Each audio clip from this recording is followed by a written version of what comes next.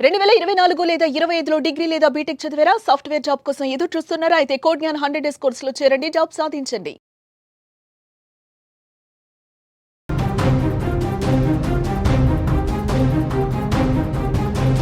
Breaking news చూస్తున్నాం. ఇప్పుడు Iran Israel మధ్య జరుగుతున్నటువంటి యుద్ధం మూడవ ప్రపంచ యుద్ధానికి దారితీస్తున్నాయా? గత 4 రోజుల నుంచి జరుగుతున్నటువంటి భీకర దాడులు, ఓవైపు ఇజ్రాయెల్ ఈ యుద్ధాన్ని స్టార్ట్ చేసింది. ఇరాన్కి సంబంధించినటువంటి క్యాపిటల్ సిటీ టెహరాన్పై పూర్తి స్థాయిలో తమ పట్టును నిలుపుకునే ప్రయత్నం చేస్తుంది ఇజ్రాయెల్. మరోవైపు ఇరాన్ కూడా ఇజ్రాయెల్ మీద అదే స్థాయిలో దాడికి ప్రయత్నిస్తుంది. ఇజ్రాయెల్ మీద ఇరాన్ గత 24 గంటల్లో దాదాపు 100కు పైగా మిసైల్స్ను లాంచ్ చేసింది. అలాగే ఇరాన్కి సంబంధించినటువంటి అమెరికా సంబంధించిన దౌత్య కార్యాలయానికి దగ్గరలోనే ఈ మిసైల్ కూడా పడింది. సో మొత్తం మీద చూస్తే ఉద్రిక్త పరిస్థితులు మరింత పెరిగే అవకాశం చాలా స్పష్టంగా కనిపిస్తుంది. ఇప్పటికే ఇజ్రాయెల్కు సపోర్ట్గా అమెరికా ఉంది. అమెరికా ఒకవేళ డైరెక్ట్గా వార్ సీన్లోకి ఎంటర్ అయితే చైనా కూడా ఇప్పుడు ఇరాన్కు సపోర్ట్ చేయబోతుందా? అలాగే మిగిలినటువంటి ఏదైతే న్యూక్లియర్ వెపన్స్ ఉన్నటువంటి ముఖ్యమైన దేశాలు ఎవరి వైపు ఉండబోతున్నాయి? నాటో దేశాలు ఖచ్చితంగా ఇజ్రాయెల్కి సపోర్ట్ చేయబోతున్నాయా? అమెరికా వెంట నిలబడిపోతున్నాయా? అలాగే ఇరాన్కు ఇస్లామిక్ కంట్రీస్ సపోర్ట్ ఎలా ఉండబోతుంది? చైనా డైరెక్ట్గా ఎంటర్ అయితే ఎలాంటి పరిస్థితులు దారితీయబోతున్నాయి? సో పాకిస్తాన్కి సంబంధించి ఒకవేళ ఇజ్రాయెల్ కానీ ఇరాన్ మీద అణు దాడికి దిగితే పాకిస్తాన్ కూడా అణు దాడికి దిగుతుంది. ఇజ్రాయెల్ మీద అణు దాడి చేయబోతుంది అంటూ కూడా సో ఇప్పటికే ఇరాన్కి సంబంధించినటువంటి ప్రతినిధులు ఒక స్టేట్మెంట్ ఇచ్చారు. పాకిస్తాన్ దీన్ని బయటకు ఖండించినప్పటికీ కూడా ఎలా జరగబోతున్నాయి, పరిస్థితులు ఎలా మారబోతున్నాయి, సో మూడవ ప్రపంచ యుద్ధానికి పరిస్థితులు ఎలా దారి తీయబోతున్నాయి, దీని గురించి మాట్లాడదాం. మనతో పాటు ఉన్నారు retired army officer colonel V V Rao గారు, లైవ్ కాల్లో ఉన్నారు. వివిరావు గారు, ఏంటి కౌంట్ డౌన్ స్టార్ట్ అయిందా? మూడవ ప్రపంచ యుద్ధానికి కౌంట్ డౌన్ స్టార్ట్ అయిందా అన్నట్టుగా ఇప్పుడు పరిస్థితులు కనిపిస్తున్నాయి. ఏమంటారు, దీని మీద క్లారిటీ ఏమైనా ఇవ్వబోతున్నారా? తప్పనిసరిగా కౌంట్ డౌన్ స్టార్ట్ అయిందనే మనం లెక్క పెట్టుకోవాలండి. ఎందుకంటే ఇజ్రాయెల్ ఎప్పుడో 2 సంవత్సరాల నుంచి సిస్టమాటిక్ గా వాళ్ళకున్న థ్రెట్స్ అన్ని రూల్ అవుట్ చేసుకుంటూ వస్తున్నారు.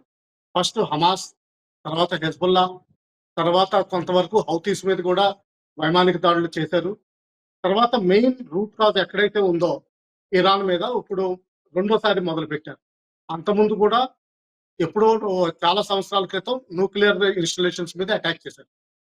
ఇప్పుడు ప్రిసైజ్‌గా పెద్ద ఎత్తుని మిలిటరీ కమాండర్స్‌ని, న్యూక్లియర్ సైంటిస్టులని, అలాగే ఆహ్, ఇన్‌ఫ్రాస్ట్రక్చర్‌ని, ఎయిర్ డిఫెన్స్ కానివ్వండి, ఫైటర్ విమానాలు ఎగిరే ఎయిర్‌పోర్ట్స్ కానివ్వండి, వాటిని నాశనం చేసి ఎయిర్ సుపీరియారిటీ ఇజ్రాయెల్ తెచ్చుకోగలిగింది. అమెరికా దీనిలో డైరెక్ట్‌గా పార్టిసిపేట్ చేయకపోయినా గాని, పరోక్షంగా పార్టిసిపేట్ చేస్తున్నట్టే మనం లెక్క పెట్టుకోవాలి. ఎందుకంటే, వాళ్ళకి ముందర ఇన్ఫర్మేషన్ వచ్చింది. వాళ్ళు కావాల్సిన వాళ్ళ సిటిజన్స్‌కి కావాల్సిన చర్యలు తీసుకున్నారు. అలాగే మీటింగ్ క్యాన్సిల్ చేశారు. మొన్న ఆదివారం జరగాల్సిన మీటింగు ఇరాన్ తోటి న్యూక్లియర్ ఒప్పందాల మీద జరగాల్సిన మీటింగ్ క్యాన్సిల్ అయింది. తర్వాత హెచ్చరించడం కూడా జరుగుతోంది ఇరాన్‌ని. ఒకవేళ ఏదైనా జరిగితే మాత్రం చాలా తీవ్ర పర్యవసానాలుంటాయని. అలాగే అమెరికన్ ఫ్లీట్ ఆల్రెడీ రెడ్ సీలో ఉంది. రెడ్ సీ అంటే మనం ఇండియన్ ఓషన్ లెక్క పెట్టుకోవచ్చని. ఇంకా ఇరాన్ భయపెట్టిస్తోంది. స్ట్రెయిట్ ఆఫ్ హార్మోస్ ఎక్కడైతే 20% ఓల్డ్ ఆయిల్ ట్రేడ్ డైలీ జరుగుతుందో దాన్ని మూసివేస్తామని. అది ఇరాన్ కంట్రోల్‌లోనే ఉంటుంది దాదాపు. అది మూసివేస్తామని భయపెడుతున్నారు.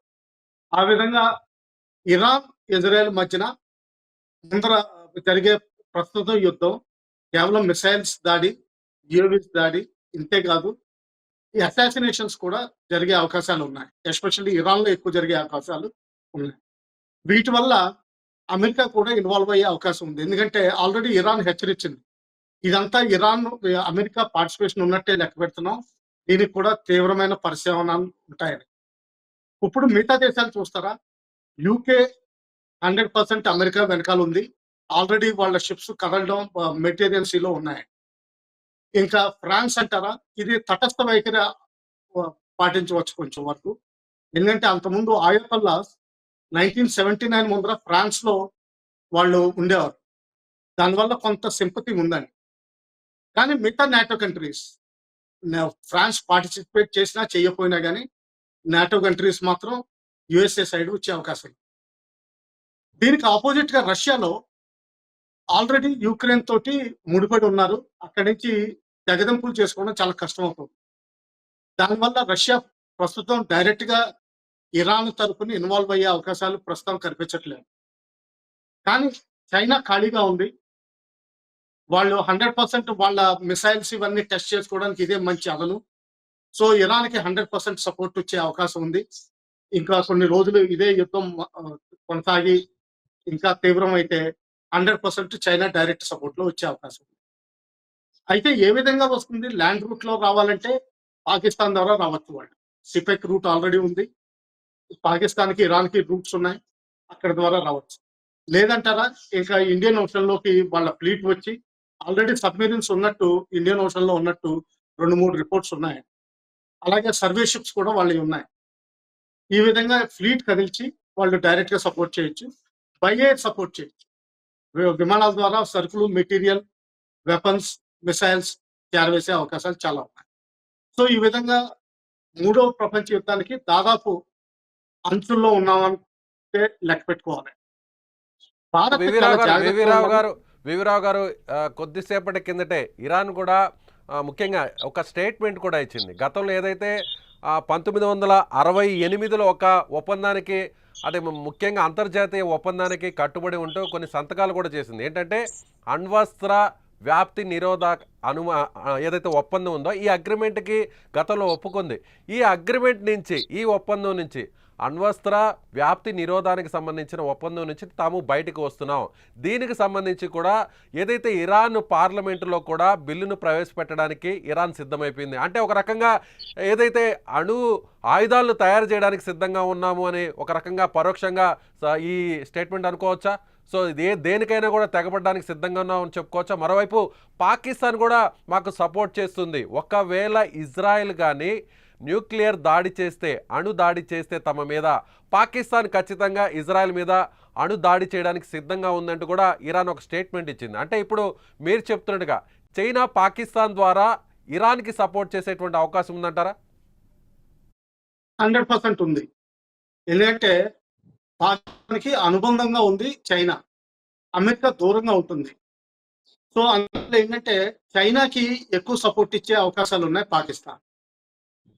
ఇంకా ఇరాన్ అంటారా, న్యూక్లియర్ ప్రొలిఫరేషన్ ట్రీటీ మీరు అన్నట్టుగా, తెలుగులో అన్నట్టుగా, ఏదైతే న్యూక్లియర్ వెపన్స్ ఎక్కువ తయారు చేయము, వేరే దేశాలకి స్ప్రెడ్ చేయము అన్నదానికి ఒప్పందం 60వ దశకంలో చేసిందైతే దాని నుంచి బయటికి రావడానికి ఆల్రెడీ పార్లమెంట్ లో ముసాయిదా పెట్టారు. ఆయతుల్లా గారు దాన్ని 100% సపోర్ట్ చేస్తున్నారు కాబట్టి 100% పాస్ అయ్యే అవకాశం ఉంది. అది ఎలాగా థియోక్రసీ కాబట్టి 200% పాస్ అయిపోతుంది. ఒకసారి ఎన్పిటి నుంచి బయటకు వెళ్ళిన తర్వాత ఫుల్ ఫ్రీడమ్ ఉంటుందండి. ప్రస్తుతం ఏంటంటే international atomic energy agency inspectors Iran లో ఇంకా తిరుగుతున్నారు. ఎప్పుడైతే ఎన్పిటి నుంచి బయటకు వస్తారో ఈ ఐఏఈఏ ఇన్స్పెక్టర్స్ ని బయటకు పంపించేయడం జరుగుతుంది. ఈ బయటకు పంపించేసిన తర్వాత న్యూక్లియర్ వెపన్స్ ఎంతవరకు డెవలప్ చేసుకుంటున్నారు అన్నది వేరే దేశాలు పసిగట్టడం కూడా కష్టం అవుతుంది. ఎందుకంటే చాలా డీప్ గా అండర్ గ్రౌండ్ వెళ్ళారండి. ఎస్పెషల్లీ ఉత్తరంలో ఉన్న పర్వత శ్రేణుల్లో చాలా డీప్ గా వెళ్ళారు. ఇజ్రాయెల్ కూడా వాటిని డిమాలిష్ చేయలేకపోతుంది. ఒకవేళ America deep bunker busting bombs ఇచ్చినా గానీ వాటికి కూడా కౌంటర్ గానే ఈ సొరంగాలు తవ్వడం, న్యూక్లియర్ ఇన్స్టాలేషన్స్ స్థాపించడం జరిగింది. ఇంకా కొన్ని రిపోర్ట్స్ ఏమొస్తున్నాయంటే ఆల్రెడీ ఇరాన్ 9 అణుబాంబుల్ని తయారు చేసిందని రిపోర్ట్స్ వస్తున్నాయి. అది చాలా నిజమయ్యే అవకాశాలు ఉన్నాయి. ఎందుకంటే చాలా సీక్రెసీలో చేసుంటారు. అది చేసుంటే మాత్రం తప్పనిసరిగా వాళ్ళు వాడే అవకాశాలు చాలా ఉన్నాయి. ఇంకా పాకిస్తాన్ సపోర్ట్ ఒకవేళ ఇరాన్‌కి.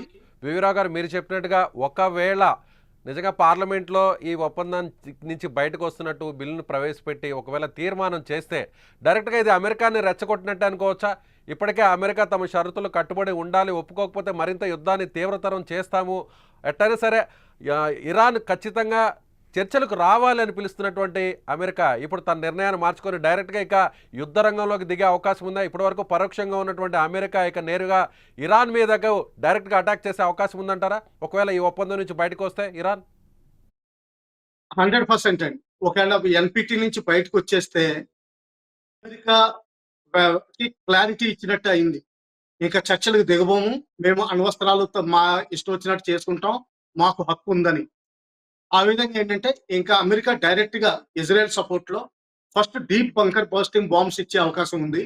అలాగే F-35 ఇంటెలిజెన్స్ షేరింగ్ ఇటువంటి విమానాల support, UAV support, reaper supports ఇవి కూడా ఇచ్చే అవకాశం ఉంది. దీనివల్ల ఏమవుతుందంటే ఇరాన్ హార్మోస్ ఏదైతే అది దారి ఉందో దాన్ని మూసివేయడం జరుగుతుంది. అది మూసివేయంగానే అమెరికన్ ఫ్లీట్ అక్కడ ఉన్నది రియాక్ట్ అవుతుంది. అది రియాక్ట్ అవ్వగానే బహుశా Iran naval fleet especially mines పాతే అవకాశం ఉంది అమెరికా ఫ్లీట్ కి ఎగ్నెస్ట్ గా. అలాగే హౌతీస్ కూడా వాళ్ళకి సపోర్ట్ లో వస్తారు. ఎందుకంటే హౌతీస్ కూడా డైరెక్ట్ ఇండియన్ ఓషన్ యాక్సెస్ ఉంది. సో ఈ విధంగా వార్ ఇమీడియట్ గా స్ప్రెడ్ అయ్యే అవకాశం ఉంది 100%. ఇప్పుడు వరకు చైనా డైరెక్ట్ గా ఎక్కువ మాట్లాడలేదు. కేవలం ఒక ఎస్సీఓ ద్వారా స్టేట్మెంటే ఇచ్చారు. కానీ దీని తర్వాత డైరెక్ట్ గా రంగంలో దిగే అవకాశం ఉంది. చెప్పండి. మరింత అంటే రోజు రోజుకి పరిణామాలు మరింత ముదురుతున్నాయనుకోవచ్చా? ఒకవేళ చర్చలు జరుగుతాయి, కేవలం 2-3 రోజులు మాత్రమే దాడులు ఉంటాయి, ఈ అటాక్స్ ఉంటాయి అని అందరు కూడా భావించారు ప్రపంచ దేశాలన్నీ కూడా. సో ఇప్పుడు ఇరాన్ తీసుకునేటువంటి నిర్ణయాన్ని బట్టే ఇప్పుడు ఏ దేశాలన్నీ కూడా ఎలా రియాక్ట్ అవుతాయి అనేది కూడా చూడాలంటారు, అంతేనంటారా? అంతేనండి. ఇంకా రియాక్షన్స్ కూడా జనరల్ గా మనం కొంచెం ప్రెడిక్టబుల్ గానే ఉన్నాయి. రష్యా డైరెక్ట్ గా మిసైల్స్ సప్లై చేసే అవకాశం ఉంది. అలాగే ఏదైనా సరే టెక్నీషియన్స్ పంపించే అవకాశం ఉంది. కానీ దానికి మించి చేసే అవకాశం తక్కువ అనిపిస్తుంది. ఎందుకంటే వాళ్ళు యుక్రెయిన్ లో ఫిక్స్ అయిపోయారు. ఇంకా టర్కీ విపరీతమైన ఫ్రంట్ రోల్కి వస్తుంది. ఫ్రాన్స్ కొంచెం తటస్థంగా ఉండే అవకాశం ఉంది. మిగతా నాటో కంట్రీస్ అన్ని అమెరికా వైపు తిరిగే అవకాశాలు ఎక్కువ ఉన్నాయి. యూకే 100% డిప్లాయ్మెంట్ చేస్తుంది. ఇంకా చైనా అంటారా 100% ఇరాన్ సైడ్ వస్తుంది. ఇప్పుడు ఇటు పాకిస్తాన్ చూస్తే అటు అమెరికా వెళ్ళాలా, ఇటు అమెరికా సైడ్ వెళ్ళాలా, ఇటు చైనా సైడ్ వెళ్ళాలా అని కొంచెం ఆలోచిస్తుంది. కానీ నేను అనుకోవడం బహుశా చైనా సైడ్ తిరిగే అవకాశాలు ఎక్కువ ఉన్నాయి. ఎందుకంటే సరిహద్దు ప్రాంతాల్లో ఉంది. తర్వాత సీపెక్ రోడ్డు వాళ్ళకి కన్వీనియంట్ గా ఉంది. ఈ విధంగా చూస్తే మాత్రం తర్వాత వాళ్ళకి క్యాష్ చాలా కావాల్సిన అవసరం ఉంది. అది ఇరాన్ ఇవ్వగలిగే పరిస్థితుల్లో ఉంది. సో ఆ విధంగా చూస్తే పాకిస్తాన్ చైనా తరపుని ఇరాన్ కి సపోర్ట్ ఇచ్చే అవకాశాలు డైరెక్ట్ కాకపోయినా కానీ ఇండైరెక్ట్ గా సపోర్ట్ ఇచ్చే అవకాశాలు చాలా ఉన్నాయి. Right sir, right. Thank you V V Rao గారు. సో ఇది కల్నల్ వివిరావు గారు చెప్తున్నట్టుగా రిటైర్డ్ ఆర్మీ ఆఫీసర్. ప్రస్తుతం కనిపిస్తున్నటువంటి పరిణామాలు, ప్రస్తుతం కనిపిస్తున్నటువంటి సిచ్యువేషన్స్ అండ్ మూమెంట్స్ చూస్తే ఖచ్చితంగా 3వ ప్రపంచ యుద్ధానికి దారి తీసే పరిస్థితులు చాలా స్పష్టంగా కనిపిస్తున్నాయి. రోజు రోజుకి యుద్ధం తీవ్రత పెరుగుతోంది. ఇప్పటికే డైరెక్ట్గా అమెరికా రంగంలోకి దిగేటువంటి అవకాశం ఉన్నట్టుగా కనిపిస్తుంది. ముఖ్యంగా ఇరాన్ చేసినటువంటి ఒక ప్రకటన ఏదైతే అణ్వస్త్ర వ్యాప్తికి సంబంధించిన నిరోధానికి సంబంధించినటువంటి ఒప్పందం నుంచి తాము బయటకు వస్తున్నాం, తమ పార్లమెంట్లో ఇప్పటికే దీనిని బిల్లు కూడా ప్రవేశపెట్టబోతున్నాం, ఒకవేళ బిల్లు కానీ తీర్మానం పొందితే మాత్రం బిల్లు నుంచి బయటికి, ఒకవేళ ఈ ఒప్పందం నుంచి బయటకు వస్తే బిల్లు కానీ యథాతథంగా ప్రవేశపెట్టి దీనికి ఓకే చెప్తే మాత్రం ఖచ్చితంగా దీన్ని సీరియస్గా తీసుకుంటుంది అమెరికా. డైరెక్ట్గా ఇక యుద్ధ రంగంలోకి దిగబోతుంది. ఒకవేళ అమెరికాతో పాటుగా మిగిలినటువంటి నాటో దేశాల సపోర్ట్ అంతా కూడా పూర్తిగా ఇజ్రాయెల్కి ఉంటే మాత్రం, ఒక్క ఫ్రాన్స్ తటస్థంగా ఉంటే మిగిలినటువంటి దేశాలన్నీ కూడా ఇజ్రాయెల్ వైపు నిలిస్తే ఖచ్చితంగా ఇరాన్కు చైనా సపోర్ట్ ఉండబోతుంది. అదేవిధంగా పాకిస్తాన్ ఎప్పుడు కూడా పాకిస్తాన్ నక్కలాగా ఉండేటువంటి పాకిస్తాన్ అటు అమెరికా వైపు ఉంటుందా లేదంటే చైనా వైపు ఉంటుందా? ముఖ్యంగా ప్రస్తుతం ఉన్నటువంటి ఏదైతే ఆర్థిక అవసరాలను బట్టి ఇరాన్ అవసరాలు తీర్చే అవకాశం ఉంది కాబట్టి ఖచ్చితంగా డబ్బుకు అమ్ముడిపోయేటువంటి పాకిస్తాన్ ఇరాన్ వైపు ఉండే అవకాశం ఉంది. చైనా కూడా ఖచ్చితంగా ఇరాన్ వైపు దిగితే ఇక 3వ ప్రపంచ యుద్ధం ఖచ్చితంగా జరుగుతుందనేటువంటి పరిస్థితులు కనిపిస్తున్నాయని చాలా స్పష్టంగా చెప్తున్నారు రిటైర్డ్ ఆర్మీ ఆఫీసర్. మీరేమనుకుంటున్నారు? ప్రస్తుతం కనిపిస్తున్నటువంటి పరిస్థితులు ఎలా అనిపిస్తున్నాయి? కామెంట్ చేయండి.